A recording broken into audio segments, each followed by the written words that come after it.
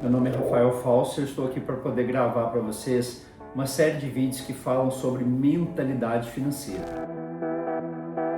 Então, a base que a gente aprende sobre o dinheiro, né, o que separa as pessoas que têm bons resultados financeiros das pessoas que não evoluem financeiramente, tem a ver com a mentalidade, ou seja, com a forma que a pessoa pensa a respeito de dinheiro. Tudo isso foi construído lá na infância, ou seja, de acordo com o modelo que a gente teve, principalmente com base nos nossos pais, como que eles lidavam com o dinheiro. Essa questão faz muita diferença ali dessa estrutura que a gente vai carregar para sempre. E a maioria das pessoas acaba acreditando que somente ganhar mais dinheiro, fazer mais dinheiro vai resolver o problema da vida financeira das pessoas. No entanto, isso na maioria dos casos não é bem verdade. A gente tem uma série de exemplos de pessoas que ganharam muito dinheiro rapidamente e da mesma forma que elas perderam depois todo aquele dinheiro que elas ganharam.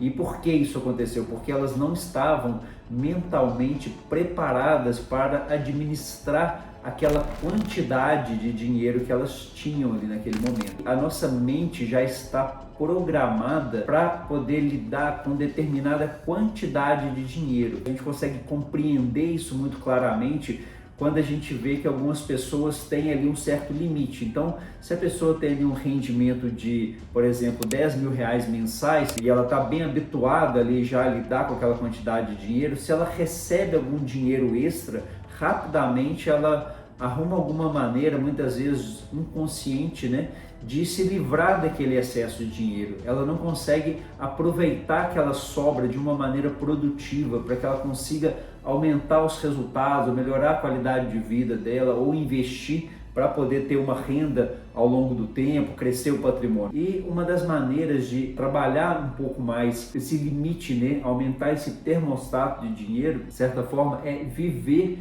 experiências em um nível superior, ou seja, frequentar ou almoçar em um restaurante que a pessoa não está acostumado, ir a um hotel, fazer uma viagem um pouco diferente do que ela está acostumada a fazer, mudar um pouco o ambiente do dia a dia dela para ela se forçar, entre aspas, a viver uma experiência fora do comum, do cotidiano dela. Você precisa se preparar e se treinar para poder ficar confortável naquele ambiente. Ainda sobre esse tema da mentalidade, um grande diferencial que a gente vê é em relação à autorresponsabilidade. Então, as pessoas que têm um financeiro mais evoluído, que crescem financeiramente, que evoluem ao longo do tempo, elas têm a tendência a se responsabilizarem pelos problemas que acontecem na vida delas. Ou seja, se elas estão passando por algum desafio, elas entendem que de alguma maneira aquele desafio que elas estão passando, aquele problema que elas estão vivendo, ou foi elas que causaram, ou elas podem ajudar a resolver aquele problema, e aí elas encaram aquele problema de uma maneira resolutiva. Ao contrário do que acontece com as pessoas que têm a maneira de pensar, vamos dizer assim, mais fracassada, elas tendem a ser pessoas muito ligadas à questão do vitimismo, ou seja, pessoas que acreditam que o mundo conspira contra elas, que tudo o que acontece na vida delas são obras do azar, né? Ou seja, que ela não tem poder para agir contra as circunstâncias do meio ambiente, que ela simplesmente tem que aceitar tudo que vai acontecendo ao longo do tempo. E, no entanto, isso não acontece na prática, né? O que acontece é que nós somos responsáveis pela vida que nós criamos. E esse foi um grande divisor de águas na minha vida, né? Então, eu tive um problema em relação à gestão da minha empresa, que eu não estava sabendo gerenciar bem, mas eu não enxergava dessa maneira. Eu não achava que o problema era eu que não estava sabendo gerenciar isso há muito tempo atrás, né? Só que ao mesmo tempo eu consegui entender que várias empresas continuavam prosperando no mesmo ramo de atividade do meu. E eu comecei a me questionar, falei, poxa, por que tem certas empresas na mesma atividade, fazendo praticamente a mesma coisa que eu faço, elas estão progredindo, estão melhorando, estão evoluindo, estão comprando mais caminhões, estão se desenvolvendo, e a minha empresa cada dia pior, né? A situação cada dia financeiramente pior. Mas naquele momento, o que era cômodo para mim? O que era natural na minha cabeça? Era simplesmente transferir essa culpa, né? Terceirizar essa culpa. E eu não assumia, não olhava a responsabilidade para mim mesmo, o que eu poderia fazer para agir. Era muito mais fácil colocar a culpa no gerente do banco, a culpa no governo, a culpa no concorrente. Assumir a responsabilidade carrega um peso maior, né? É mais difícil, é mais desafiador.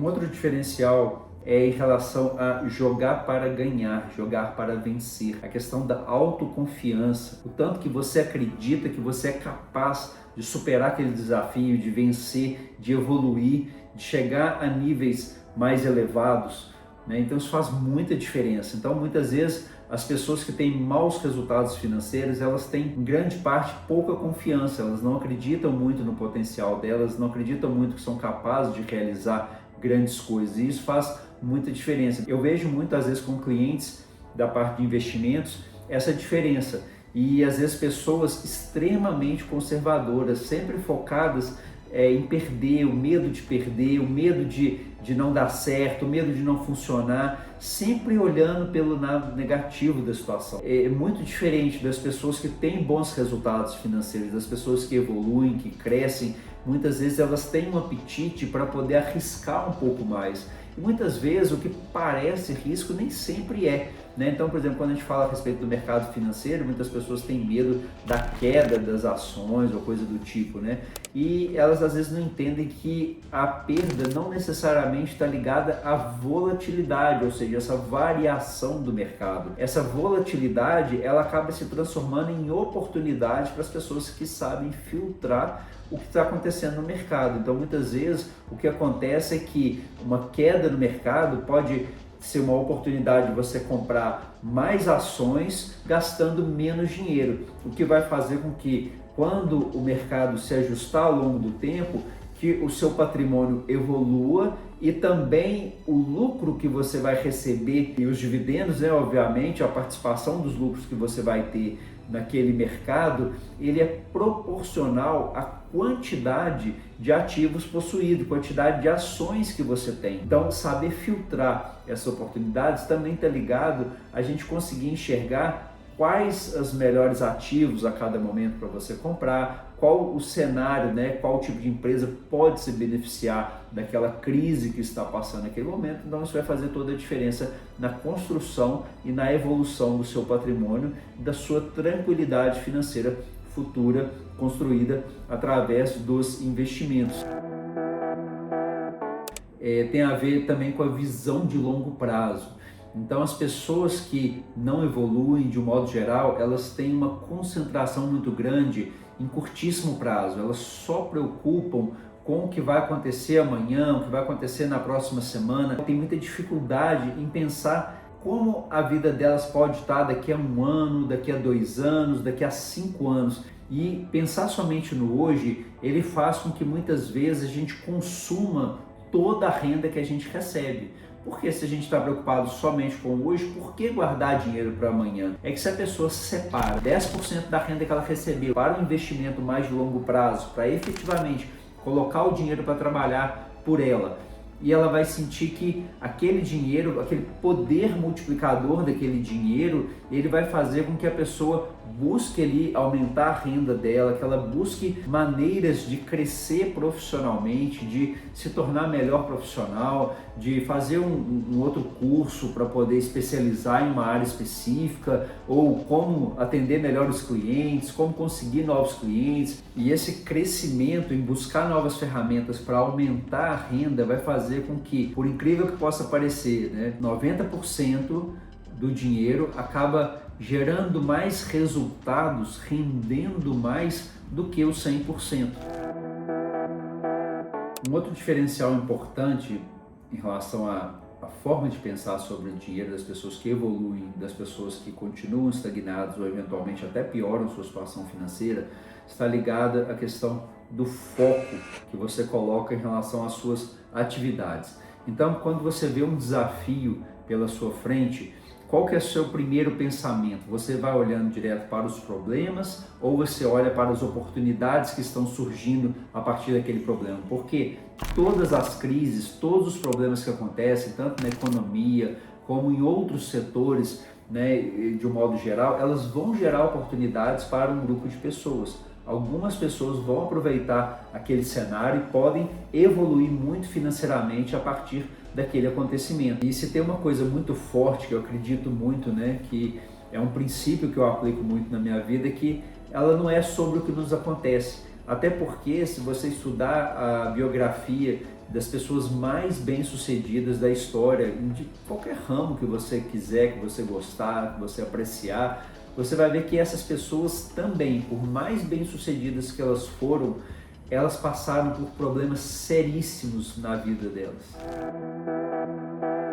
Qual o seu sentimento dominante quando você vê uma Ferrari conversível, uma Lamborghini? Como você se sente naquele ambiente luxuoso, diferente, chique? Como você olha para as pessoas bem financeiramente? Isso faz toda a diferença nos seus resultados ao longo do tempo, porque dificilmente você vai se tornar alguma coisa que você rejeita.